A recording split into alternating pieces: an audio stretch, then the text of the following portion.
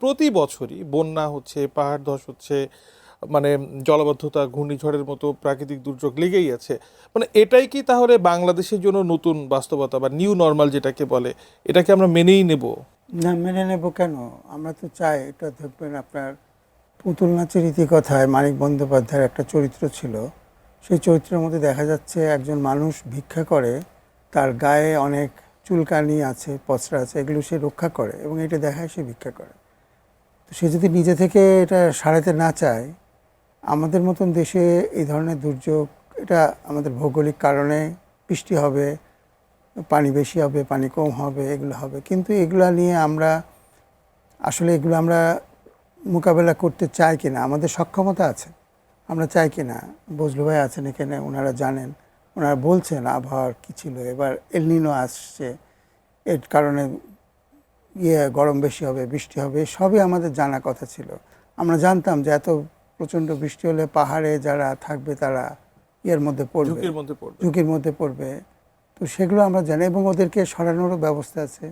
কয়েক বছর আগে চট্টগ্রামের একজন ডিসি ছিলেন, উনি সকলকে সরিয়ে ফেলেছিলেন। তো উনি যদি পারেন, তাহলে এখন যারা আছে তারা পারছে না কেন? সেটা হলো আমাদের গভর্নেন্সে একটা বড় সমস্যা আছে। দুর্যোগ ব্যবস্থাপনার সাথে সেটা জড়িত, সব গভর্নেন্সের সাথেই এটা জড়িত আছে। সেইখানে আমাদের কোনো বড় ধরনের ঘাটতি আছে এবং এটা আমরা ওইভাবে মোকাবেলা করতে চাই না বা মোকাবেলা করতে দেরি করি। সেটা একটা বড় সমস্যা আমাদের জন্য এবং সেইখানে আমাদের কাজ করতে হবে। আমাদের এই গভর্নেন্স, ডিজাস্টার ম্যানেজমেন্ট গভর্নেন্সটাকে আমাদের, এটার মূল ভিত্তি হচ্ছে কিন্তু লোকাল গভর্নমেন্ট। আমাদের দেশে এখন কোনো লোকাল গভর্নমেন্ট নাই এবং লোকাল গভর্নমেন্ট না থাকার কারণে মানুষকে কারা রক্ষা করবে, কারা কোথায় নিয়ে যাবে, এখন মাইকিং করছে যে আপনারা সরে যান এবং আপনার নিরাপদ জায়গায় যান। কোথায় যাবে সে? এবং এটা আগে থেকে যদি ঠিক করা না থাকতো, একটা মানুষের বাড়ি ছেড়ে যাবে, এটা তো সম্ভব না তাদের পক্ষে। আবার বলছে আমরা স্থানীয় সরকারের আমরা জনপ্রতিনিধিদেরকে সতর্ক থাকতে বলছে। কে জনপ্রতিনিধি? মেম্বার অফ দ্য পার্লামেন্ট ছাড়া তো এখন আর কোনো জনপ্রতিনিধি কোনো স্তরেই নাই, ফাংশনাল নাই।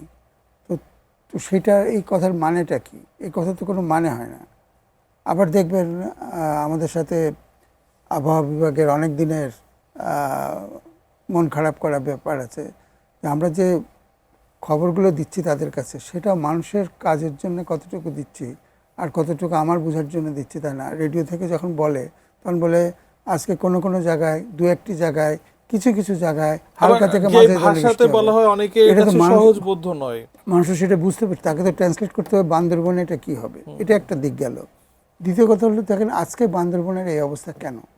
আমাদের রেল লাইন হওয়ার আগে তো এই অবস্থা ছিল না।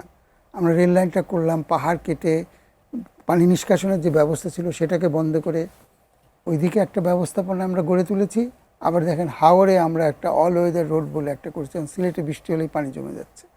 তো এই যে উন্নয়নের যে ধরনের, আমরা প্রকৃতিকে না চিন্তা করে, প্রকৃতির সাথে কথা না বলে যে সমস্ত ব্যবস্থাপনা নিচ্ছে, আমাদের আগের চাইতে এখন বেশি ভালনারেবিলিটি বেড়েছে।